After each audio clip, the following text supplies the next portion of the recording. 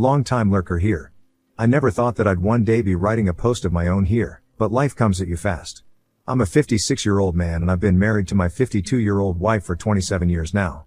It's been a very long time together, and when you spend that long with someone, it's hard to explain what they mean to you. At the same time, the more someone means to you, the harder their betrayal and lying will hurt you.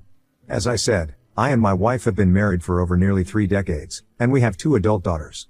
For the purpose of this post, let's call them Sophie and Cassandra. They have both moved out of the house and live and work in other states. My wife and I have always had a pretty smooth marriage and have done very well for ourselves. Let me not bore you with the history of my life and marriage though, especially because what I really need right now is advice. It's taken me weeks to write this, and I've been holding this in so long that I just really need to let it all out. The whole thing started several weeks ago when I received a message on Facebook from a man that I'll just call Pedro. He sent a friend request first, and after that, a message. I had no idea who this man was, but his message certainly caught my attention. Hello. I don't want to alarm you, but I have something very important that I would like to discuss with you.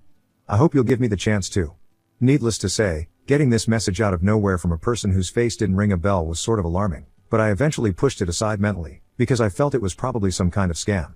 He'd tell me that he has $10 million that he needs to unlock in a bank account in Serbia. I was too old and too sharp to fall for that kind of thing. That was the way I thought about it. I didn't think about it for the next week or so, but I did end up alarmed, despite his intentions, when I received yet another message from Pedro. I know this is odd, and I know you don't know me, but I know about you. Please, for my sake, I need to talk to you. It is about your wife. That line caused me palpitations, so the first thing I did was call my wife. She picked up on the second ring, and she sounded like her normal self. I felt a strong inclination to ask her whether she knew anyone called Pedro, but for some reason, something held me back.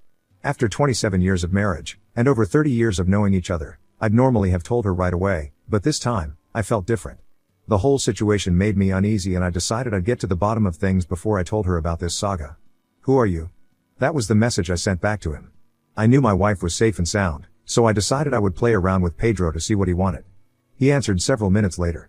I'm an old friend of your wife's and I would love to meet up with you and talk about some things that I really need to get off my chest. He said he was an old friend, but he looked at least 10 years younger than she was, and when he said he'd like to get some things off his chest, the first thought that popped into my head was that he was an affair partner. That thought didn't stay for long, but it seemed like the only probable thing with the way his sentences were. Again, after 27 years of marriage, I think you'd excuse me for writing off cheating because you'd think you know someone well enough after so long. We kept talking and I kept trying to pry into what it was that he wanted to talk to me about, but he refused to let anything out. Apparently, meeting up in person was a big element of everything he was saying, because he felt it was the right thing to do. Obviously, I was not going to go to Pedro's house or invite him to mine, so I suggested that we meet at a certain public square where I was sure there were public cameras and enough foot traffic. I also took my weapon along with me, because I had no idea who this person was. I did let one very close friend know where I was going though. I was a bit too curious to just block Pedro and move on, especially when he told me enough to make it clear he knew my wife a little well. When I got to the square, I sat on a bench and waited for the guy to show up. It didn't take more than 5 minutes before Pedro showed up, looking not too different from his profile photo on Facebook. The first thing that struck me was how he was dressed. A button-up shirt done up to the top, dress trousers and a belt, and nice black shoes.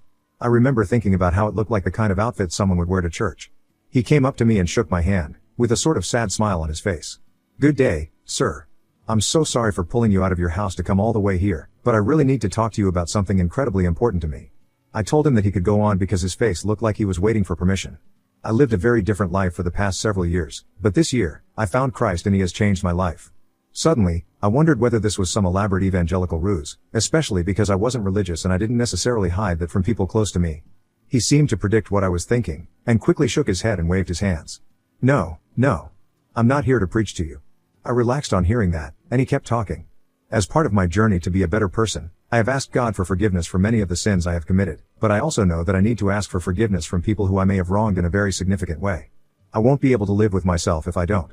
I want to confess to something I did in the past that you may or may not already know about, but I need to do this for my spiritual journey. May I? At this point, I was feeling extremely apprehensive because I had no idea what was in this guy's mind. I wanted to say no, but my curiosity was raging in my head, so I told him to go on. Back when your wife worked at her previous job, she was my boss. I don't know how else to say this, but for about 3 years, we had an intimate affair. I remember sort of blanking out as I heard those words. He clearly knew my wife. She's now an executive at her company and knew enough about her and her previous job, but part of me felt the whole thing was an elaborate scam of some sort. I couldn't figure out how though. Pedro looked at me at that moment with a stupid look of concern. But as suddenly as I zoned out, I came back to my senses and I asked him, "Do you have proof of this claim you're making?" He could just be a troublemaker after all. "No, I don't," and as he said that, I felt extremely relieved. There was no proof of what he was saying and I needed a reason not to believe him. There wasn't any evidence of his claim. He asked me if I would forgive him for what he had done, and I told him that I couldn't because I didn't believe him yet, and even if I did believe him, forgiveness would certainly not come right away. He told me that he understood, and a minute or two later, I stood up, thanked him for coming clean, and I went back home. To be honest, I still didn't believe him that night or the next. I saw my wife later that night and she seemed perfectly normal, so it was evident that she didn't know anything about the situation. She's never been that good of an actor. I really wrestled with the urge to tell her all about the conversations I had with Pedro, but again, I just had to hold myself back, which was incredibly hard, because she and I shared everything. I trusted her, but there was some doubt, asking what if what he said was true? I think that was the moment I decided to do my own investigations, because if Pedro didn't have proof, maybe her phone or her laptop would. So, when she slept that night, I stayed up. I always fall asleep before her, so this wasn't out of the ordinary. I did a lot of digging. A lot more digging than I'm proud of. I went through every single social media application that she uses, both on her computer and her phone, but I found nothing. I even dug through her emails trying to use search terms to find anything explicit that might have been shared. Honestly, I felt like I had found the closure I was looking for. At that moment, I felt like Pedro was a liar whose motivations I would never understand. But when I remembered that he mentioned how their affair had started at work, I decided to check Slack. Let me just say that I found what I was looking for. I guess she used Slack because it kept things limited out of her personal life. There were 2 co-workers in her direct messages on Slack who she was heavily flirting with, and they flirted back. It was the kind of explicit talk where it was almost sure that the people involved had gone the whole way with one another. I would have shared what I read, but I'm sure you'll all understand how unhappy thinking about it, and especially reproducing it here, makes me feel. I feel stupid, obviously, because I was talking all this talk about 27 years of marriage and how well I know my wife, but I really learned a lot about her in these past 2 weeks. A lot. I feel like a fool because I really never could have imagined that she'd be the kind of woman to cheat. Maybe that was my mistake from the start. Well, I documented everything I saw on her Slack and kept it securely. Obviously, Pedro had been telling the truth and now I knew that my wife had intimate relationships with at least 3 men that she had worked with. It is crushing when I realize that the number is probably much more than that, but these were the ones I was able to find out about. This happened about 2 weeks ago and I haven't said anything to my wife about it.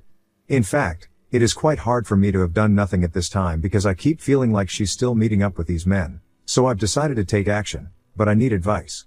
27 years of marriage is not little at all, and I think having had some weeks for my mind to settle after what I learned, I am ready to be cold and I am ready to make sure there are consequences to her actions. I'm not sure exactly how to proceed beyond divorce though, so I'd love some suggestions. Edit, my children are adults, so fortunately, there won't be a custody battle or anything. However, I am scared of them hating me for the way things might go. My daughters have always been extremely close to me, but divorce is something I am not eager to put them through despite how old they are. However, they'll deal with it. They're old enough that I don't need to put them first.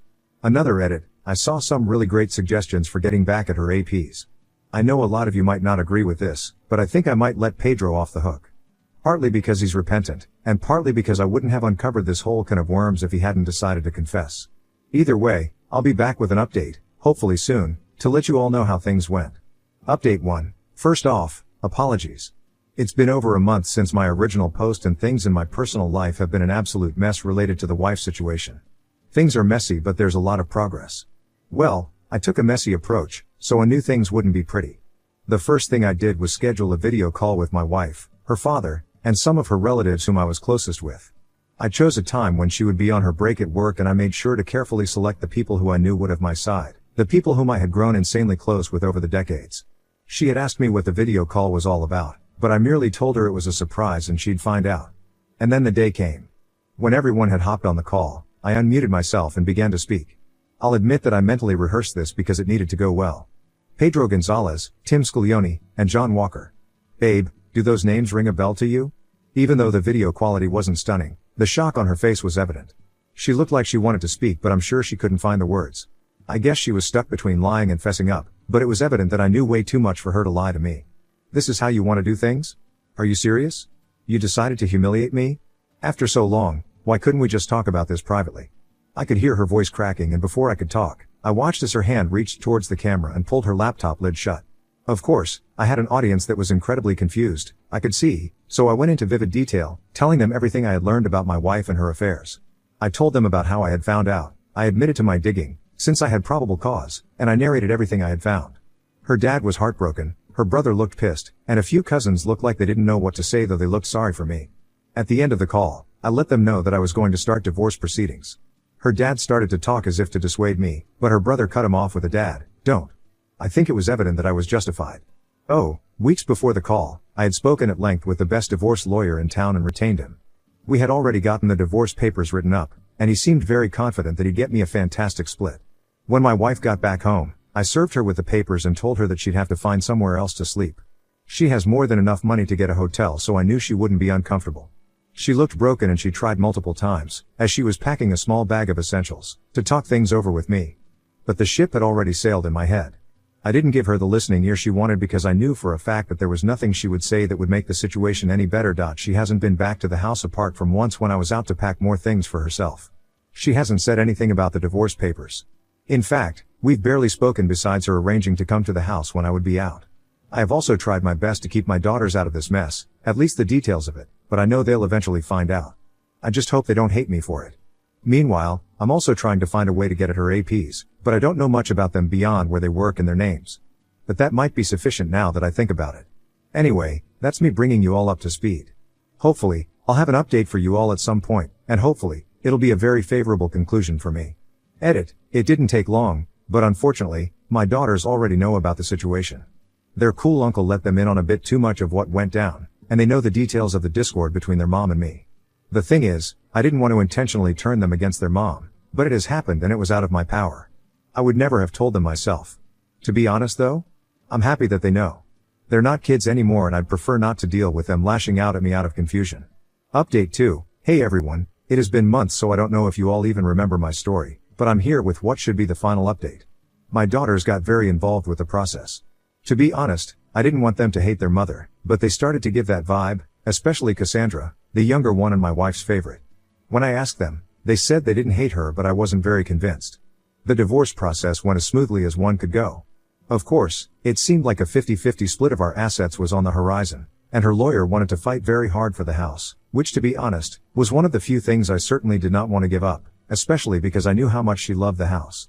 My lawyer, a real ace, did a fantastic job of putting pressure on them from a different angle, and eventually, one day, she told me she'd let the house go. There was also no need for alimony, which made things a lot easier. However, the way she suddenly gave up seemed a bit odd to me. I found out why she did that though, much later. She and Cassandra had a huge falling out and by the sound of things, it was extremely messy, but apparently enough was said for my ex-wife to feel like an absolute scumbag. She had lost all loyalty from her nuclear family and many of her relatives, and I think she just got tired of fighting. She does well for herself, so the assets were never do or die for her. Eventually, the divorce was finalized and I am now a newly single man after nearly 3 decades of marriage. My wife lost her marriage, and her family, but I wasn't done. In fact, I waited until the divorce was finalized before the very final part of my plan.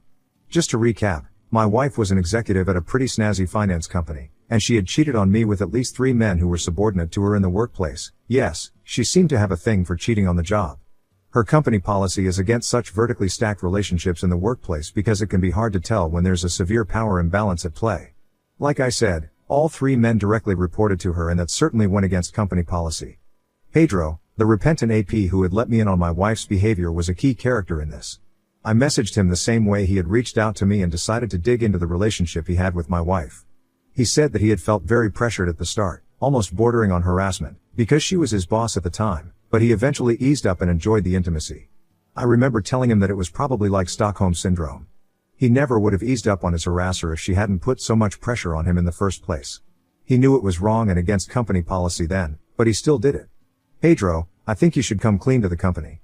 You came clean to me because you know you sinned against me, but you also did wrong to the company by breaking policy, even if you don't work there anymore. On top of that, she has pressured at least 2 other people after you and she'll keep doing this if you don't put a stop to it. I knew I was being too on the nose with what I wanted, and he knew I was divorced, so I was scared he'd see my revenge for exactly what it was. Whether he did or not, I don't know, but he agreed to report to the company. About a day later, he sent me an email he had drafted. I made a few tasteful changes, and he sent it out. Long story short, the company launched a pretty lengthy internal investigation, Made even easier since I slid in the names of the 2 employees I knew that she had things with. She was suspended while it was ongoing, and at the end of the day, she was terminated. One of the APs was let off the hook because he had enough text evidence to show that he was hounded by her, but the other guy didn't have enough proof and the company seemed to feel it was cleaner without another party to the scandal. After 27 years of what I thought was a good marriage, I found out that my ex-wife had messed around with at least 3 men. So, her marriage failed, parts of her nuclear and extended family blame her for the discord, and she eventually lost her cushy job. I even managed to get one AP out with her. I kept the house too and I'm not paying any kind of alimony. To be honest, this is the best case scenario when someone took you for a fool for 27 years, and I'm glad the dishonesty has finally come to a close. I look forward to starting a new life. This should be the last update, so thank you to all of you for entertaining me with your comments and providing a lot of helpful advice. I hope you'll never need to write a post here like I did. Take care everyone. Now on to the next story. Story 2. Found texts revealing my wife's Valentine's Day affair in our bed, caught them in the act, left a bloody rose, now I'm spiraling with whiskey and weed alone on a cliff. I am crushed right now. Now I have a real reason to hate Valentine's Day. It was this morning before leaving for work. I, 32, saw my wife's, 33, phone notification light flashing, so I checked. It was a message from a private number, so I read through all the messages. The messages were from the night before and here are how some went. Hey, can't wait to see you tomorrow. My husband is going to work, so we have all morning long. Look, where's something like this for me tomorrow, baby. I want to be inside you already, especially inside your own house. I will do anything you want me to do for you in bed. I'm doing it for you, I don't even do it for my husband. We'd been together for 12 years total and we had plans to have kids already and have a family. I took pictures of the chat with my phone since I think this is most likely ending in a divorce. I decided to come home early and I walked into my house silently, and it was confirmed they were cheating on my own bed. I left without making a noise and I had a big beautiful rose for her. I cut a small part of my wrist and left some blood on the paper with the rose. And I wrote a note to her saying, "Here is your love." I drove off to a liquor store and bought whiskey and swishers and I picked up half an ounce of marijuana from a friend. I drove to a mountain that has a cliff of the whole city, and right now I'm here, and she keeps on texting and calling me like she's desperate. I'm losing my mind here. I'm still up here just looking at the lights. And I feel like my world just ended. I hate the thought of myself now and I just feel like I don't even belong here anymore. I'm driving home now. And I'll probably sleep outside in the hammock or something. I'm home safe now. Ordered some food and I have another blunt left. But I'll stay outside in the backyard for now. I invited my cousin and his wife over. He's basically like a brother to me, so I will most likely be okay. She heard my cousin and his wife pull up, and she came out. Okay, she started crying, basically throwing a tantrum and begged me to forgive her. Well, my cousin's wife, Maria, took her inside and sat down with her, so they're talking. And I'm outside with my cousin taking a smoke break. I woke up to her crying to me and begging. I didn't say anything. I feel dead on the inside. Like if somebody ripped my heart out and smashed it on the floor. I haven't done much yet. But I plan on going up the mountain again with my cousin and his wife to look down at the lights. We're going to hang out there and hit some wax to relax a little. I talked to my wife finally asking why she cheated and I don't know whether to believe this or not. But she said it was the thrill of having a new guy showering her with attention. Then, again, she cried and begged to work it out, and I went for a walk without saying a word. Apparently, she's been talking to this guy for a few months and met him at a grocery store. She told me the whole truth and that they only went on dates and that was the first time they had sex. I'm not trying to be cucked, so no, I'm not trying to fix this shit anymore. I'm done being a helpless Mr. Effing nice guy. I know I kind of overreacted at first, but thank you guys for helping me stop hurting myself. I'm not going to use any hardcore drugs. Just some Mary J and some whiskey, nothing more.